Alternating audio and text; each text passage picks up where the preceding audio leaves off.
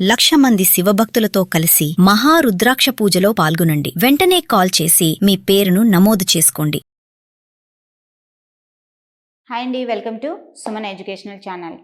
చాలామంది పిల్లలకు ఏమవుతుందంటే చదువుతారు, గడగడ చదివేస్తారు, కానీ అవి అర్థం కావు. రీడింగ్ వచ్చు, బట్ అర్థం చేసుకోవడం రాదు. ఎందుకంటే దాంట్లో కొన్ని పిల్లలకు అర్థం కాని వర్డ్స్ ఉంటాయి. ఆ ఒక్క వర్డ్ మీనింగ్ రానందుకు ఆ పిల్లాడు చదివేదంతా తనకు అర్థం కాదు. సో ఇంకొకటి ఏమంటే పిల్లలు ఏం చేస్తారు, ముక్కలు చేసి చదువుతూ ఉంటారు. హిందీ కొంచెం రాని పిల్లలకు అది చదువుతారు, ఏదో ఒక విధంగా కష్టపడి చదువుతారు, కానీ అది అర్థం కాదు. ఎందుకు అర్థం కాదు అని అంటే అది ఫస్ట్ ఏదన్నా కానండి, ఫస్ట్ మనం చదవగానే మనకి ఏది అర్థం కాదు, ఇంకొకసారి అదే పారాగ్రాఫ్ చదవగానే మనకు అర్థమవుతుంది. ఎందుకంటే అది మనకు కొత్తగా నేర్చుకుంటున్న లాంగ్వేజ్ కనుక. సో అలాగే మీరు కూడా ఇప్పుడిప్పుడే హిందీ నేర్చుకుంటున్నారు కదా, సో 1-2 సార్లు ట్రై చేయండి. అది తప్పకుండా మీకు అలవాటు అవుతుంది, అర్థమూ అవుతుంది. అలవాటుతో పాటు అర్థమవుతుంది. ఫస్ట్ దానికి ట్రై చేయండి, ఈజీగా వస్తుంది. సో పిల్లలు చదివేటప్పుడు చేసే చిన్న మిస్టేక్స్ ఏమంటే ముక్కలుగా చేసి చదువుతారు. ఎగ్జాంపుల్ ఒకటి, మై యహా ఉస్కే సాత్ జా రహా హూ, ఇలా దాన్ని చిన్నగా అంటే తనకు ఫ్లూయెంట్గా చదవడానికి రాదు, అందుకని దాన్ని చిన్న ముక్కలు చేసి చదవడానికి ట్రై చేస్తున్నాడు. సో అలాంటి బేసిక్లో ఉన్న పిల్లలకు మాత్రము తొందరగా చదివినది అర్థం కాదు. అదే తన చదవడం గడగడ చదవడం, ఇప్పుడు పిల్లలకు అన్ని లాంగ్వేజెస్ ఎందులో ఉంటున్నాయి, అన్ని సబ్జెక్ట్స్ ఇంగ్లీష్లో ఉంటున్నాయి.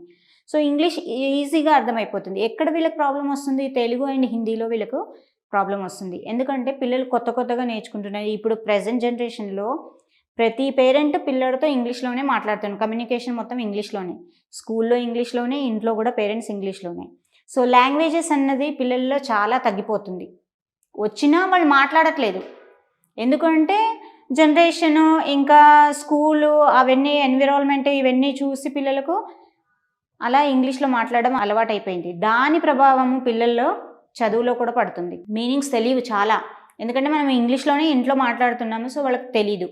సో ఎప్పుడే కానీ పిల్లలు సాధారణంగా చదివింది ఎలా రాదు అంటే, ఇప్పుడు నేను ఒక ఎగ్జాంపుల్ చెప్తాను చూడండి. చిన్న బుక్ నేను చదివిస్తున్నాను, పిల్లలు ఎలా చదువుతారు స్టార్టింగ్లో చూడండి. ఏక్ గాంవ్ మే గోవర్ధన్ నామక్ ఏక్ గరీబ్ కవి అప్నే పరివార్ కే సాత్ రహతా థా. ఇలా ఎప్పుడు చదువుతారు, బేసిక్ లెవెల్లో ఉన్నప్పుడు పిల్లలు చదువుతారు. సో వాళ్ళకు దాని మీనింగ్ అర్థం కాదు, అది చదివేశారు. పిల్లలు కానీ అందరూ ఏమనుకో, ఓ నాకు హిందీ చదవడం వచ్చింది అనుకుంటారు. సో ఆ సెంటెన్స్ మీనింగ్ ఏంటి, ఎప్పుడే కానీ చదివింది అర్థమవుతే వాళ్ళకు ఆ మీనింగ్ అర్థమైతే వాళ్ళకు గుర్తుంటుంది. అదే మీనింగే అర్థం కాలేదనుకోండి, మక్కి కాపీ చేస్తారంతే. దానికి దీనికి చాలా తేడా ఉంటుంది. సో అదే కొంచెం చదవడానికి వచ్చిన వాళ్ళు ఎలా చదువుతారు, ఏక్ గాంవ్ మే గోవర్ధన్ నామక్ ఏక్ గరీబ్ కవి అప్నే పరివార్ కే సాత్ రహతా థా, ఇలా చదువుతాడు. సో తనకు కొంతమందికి ఇది కూడా అర్థం కాదు, ఎందుకంటే వాడికి గరీబ్, గోవర్ధన్ అంటే తెలియదు, గరీబ్ అంటే తెలియదు, పరివార్ అంటే తెలియదు. అందుకని ఆ అబ్బాయికి అది కూడా అర్థం కాదు. అదే మళ్ళీ దానికి మీనింగ్స్ తెలుసుకొని చదివాడు అనుకోండి, ఇంకోసారి సేమ్ సెంటెన్స్ కొంచెం ఇమాజిన్ చేస్తాడు. మీనింగ్స్ రాకపోయినా కొంచెం ఇమాజిన్ చేస్తాడు. ఓహో ఇక్కడ గోవర్ధన్ అని ఒక పిల్లాడు ఉన్నాడు, ఆ కవి ఉన్నాడు, ఆయన పరివార్ అంటే ఏంటి, పరివార్ మీనింగ్ తెలీదు అంటే ఫ్యామిలీ. అప్పుడు మళ్ళీ చదువుతాడు, మళ్ళీ చదివినప్పుడు అర్థమవుతుంది. ఎలా, ఏక్ గాంవ్ మే గోవర్ధన్ నామక్ ఏక్ గరీబ్ కవి అప్నే పరివార్ కే సాత్ రహతా థా అంటే అప్పుడు తనకు అర్థమవుతుంది. అంటే సెంటెన్స్ ఫ్రేమింగ్, రీడింగ్ అన్నది చాలా ఇంపార్టెంట్. ఒకసారి చదివినప్పుడు అర్థం కానప్పుడు ఇంకోసారి అదే సెంటెన్స్ని చదివామనుకోండి, అందులో మీనింగ్ ఏంటో మనకు అర్థమవుతుంది. సో పిల్లలు చదివే విధానాన్ని బట్టి వాళ్ళకి అర్థమవుతుంది. సో అది కొంచెం పిల్లల్ని రిపీట్ చేయండి. చదివించడము ఒకటేసారి చదివినప్పుడు నాకు రాలేదమ్మా ఇన్నిసార్లు చదివినా అంటారు. చదివింది మళ్ళీ చదువు నాన్న అని అన్నప్పుడు వాళ్ళకు అర్థమవుతుంది. సో ఇలా మీరు పిల్లల్ని చదివించడానికి ట్రై చేయండి, వాళ్ళకు వస్తుంది, వాళ్ళే అర్థం చేసుకుంటారు. ఏదైనా మీనింగ్ రాలేదనుకోండి, మీరు చెప్పండి, ఆ మీనింగ్ని బట్టి దాన్ని అర్థం చేసుకుంటారు. ఇలా మీ పిల్లల్ని రీడింగ్ ప్రాక్టీస్ చేస్తే వాళ్ళు తనంతట తానే ఎవరి హెల్ప్ లేకుండా అర్థం చేసుకొని చదువుకుంటారు. చాలామంది పిల్లలకు ఏమవుతుందంటే చదువుతారు, గడగడ చదివేస్తారు, కానీ అవి అర్థం కావు. రీడింగ్ వచ్చు, బట్ అర్థం చేసుకోవడం రాదు. ఎందుకంటే దాంట్లో కొన్ని పిల్లలకు అర్థం కాని వర్డ్స్ ఉంటాయి. ఆ ఒక్క వర్డ్ మీనింగ్ రానందుకు ఆ పిల్లాడు చదివేదంతా తనకు అర్థం కాదు. సో ఇంకొకటి ఏమంటే పిల్లలు ఏం చేస్తారు, ముక్కలు ముక్కలు చేసి చదువుతూ ఉంటారు. హిందీ కొంచెం రాని పిల్లలకు అది చదువుతారు, ఏదో ఒక విధంగా కష్టపడి చదువుతారు, కానీ అది అర్థం కాదు. ఎందుకు అర్థం కాదు అని అంటే అది ఫస్ట్ ఏదన్నా కానండి, ఫస్ట్ మనం చదవగానే మనకి ఏది అర్థం కాదు, ఇంకొకసారి అదే పారాగ్రాఫ్ చదవగానే మనకు అర్థమవుతుంది. ఎందుకంటే అది మనకు కొత్తగా నేర్చుకుంటున్న లాంగ్వేజ్ కనుక. సో అలాగే మీరు కూడా ఇప్పుడిప్పుడే హిందీ నేర్చుకుంటున్నారు కదా, సో 1-2 సార్లు ట్రై చేయండి. అది తప్పకుండా మీకు అలవాటు అవుతుంది, అర్థమూ అవుతుంది. అలవాటుతో పాటు అర్థమవుతుంది. ఫస్ట్ దానికి ట్రై చేయండి, ఈజీగా వస్తుంది. సో పిల్లలు చదివేటప్పుడు చేసే చిన్న చిన్న మిస్టేక్స్ ఏమంటే ముక్కలుగా చేసి చదువుతారు. ఎగ్జాంపుల్ ఒకటి, మై యహా ఉస్కే సాత్ జా రహా హూ, ఇలా దాన్ని చిన్నగా అంటే తనకు ఫ్లూయెంట్గా చదవడానికి రాదు, అందుకని దాన్ని చిన్న ముక్కలు చేసి చదవడానికి ట్రై చేస్తున్నాడు.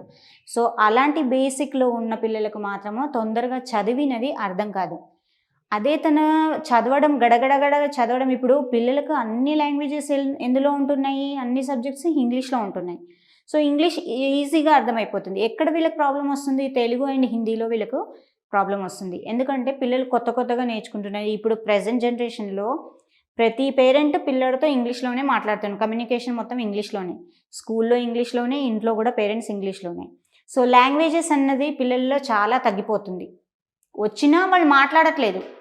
ఎందుకంటే జనరేషను ఇంకా స్కూలు అవన్నీ ఎన్విరాన్మెంట్ ఇవన్నీ చూసి పిల్లలకు అలా ఇంగ్లీష్లో మాట్లాడడం అలవాటైపోయింది. దాని ప్రభావము పిల్లల్లో చదువులో కూడా పడుతుంది. మీనింగ్స్ తెలియవు చాలా, ఎందుకంటే మనం ఇంగ్లీష్లోనే ఇంట్లో మాట్లాడుతున్నాము, సో వాళ్ళకి తెలీదు.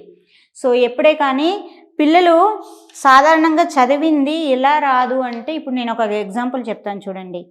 చిన్న బుక్ నేను చదివిస్తున్నాను, పిల్లలు ఎలా చదువుతారు స్టార్టింగ్లో చూడండి. ఏక్ గాంవ్ మే గోవర్ధన్ నామక్ ఏక్ గరీబ్ కవి అప్నే పరివార్ కే సాత్ రహతా థా. ఇలా ఎప్పుడు చదువుతారు, బేసిక్ లెవెల్లో ఉన్నప్పుడు పిల్లలు చదువుతారు. సో వాళ్ళకు దాని మీనింగ్ అర్థం కాదు, అది చదివేశారు. పిల్లలు కానీ అందరూ ఏమన్నా, ఓ నాకు హిందీ చదవడం వచ్చింది అనుకుంటారు. సో ఆ సెంటెన్స్ మీనింగ్ ఏంటి, ఎప్పుడే కానీ చదివింది అర్థమవుతే వాళ్ళకు ఆ మీనింగ్ అర్థమైతే వాళ్ళకు గుర్తుంటుంది. అదే మీనింగే అర్థం కాలేదనుకోండి, మక్కి కాపీ చేస్తారంతే. దానికి దీనికి చాలా తేడా ఉంటుంది. సో అదే కొంచెం చదవడానికి వచ్చిన వాళ్ళు ఎలా చదువుతారు, ఏక్ గాంవ్ మే గోవర్ధన్ నామక్ ఏక్ గరీబ్ కవి అప్నే పరివార్ కే సాత్ రహతా థా, ఇలా చదువుతాడు. సో తనకు కొంతమందికి ఇది కూడా అర్థం కాదు, ఎందుకంటే వాడికి గరీబ్, గోవర్ధన్ అంటే తెలియదు, గరీబ్ అంటే తెలియదు, పరివార్ అంటే తెలియదు. అందుకని ఆ అబ్బాయికి అది కూడా అర్థం కాదు. అదే మళ్ళీ దానికి మీనింగ్స్ తెలుసుకొని చదివాడు అనుకోండి, ఇంకోసారి సేమ్ సెంటెన్స్ కొంచెం ఇమాజిన్ చేస్తాడు. మీనింగ్స్ రాకపోయినా కొంచెం ఇమాజిన్ చేస్తాడు. ఓహో ఇక్కడ గోవర్ధన్ అని ఒక పిల్లాడు ఉన్నాడు, ఆ కవి ఉన్నాడు, ఆయన పరివార్ అంటే ఏంటి, పరివార్ మీనింగ్ తెలీదు అంటే ఫ్యామిలీ. అప్పుడు మళ్ళీ చదువుతాడు, మళ్ళీ చదివినప్పుడు అర్థమవుతుంది. ఎలా, ఏక్ గాంవ్ మే గోవర్ధన్ నామక్ ఏక్ గరీబ్ కవి అప్నే పరివార్ కే సాత్ రహతా థా అంటే అప్పుడు తనకు అర్థమవుతుంది. అంటే సెంటెన్స్ ఫ్రేమింగ్, రీడింగ్ అన్నది చాలా ఇంపార్టెంట్. ఒకసారి చదివినప్పుడు అర్థం కానప్పుడు ఇంకోసారి అదే సెంటెన్స్ని చదివామనుకోండి, అందులో మీనింగ్ ఏంటో మనకు అర్థమవుతుంది. సో పిల్లలు చదివే విధానాన్ని బట్టి వాళ్ళకి అర్థమవుతుంది. సో అది కొంచెం పిల్లల్ని రిపీట్ చేయండి. చదివించడము ఒకటేసారి చదివినప్పుడు నాకు రాలేదమ్మా ఇన్నిసార్లు చదివినా అంటారు. చదివిందే మళ్ళీ చదువు నాన్న అని అన్నప్పుడు వాళ్ళకు అర్థమవుతుంది.